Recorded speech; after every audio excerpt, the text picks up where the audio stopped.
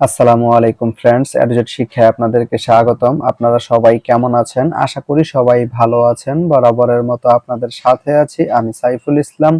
চলে এসেছি নতুন একটি ভিডিও নিয়ে। আজকে আমরা জানবো আপনি পাহাড়তলি থেকে আরিখোলা যেতে কোন কোন ট্রেন রয়েছে, সেই ট্রেনগুলো ছাড়ার নতুন সময়সূচি, বন্ধের দিন এবং গিয়ে পৌঁছতে কতক্ষণ সময় লাগবে বিস্তারিত।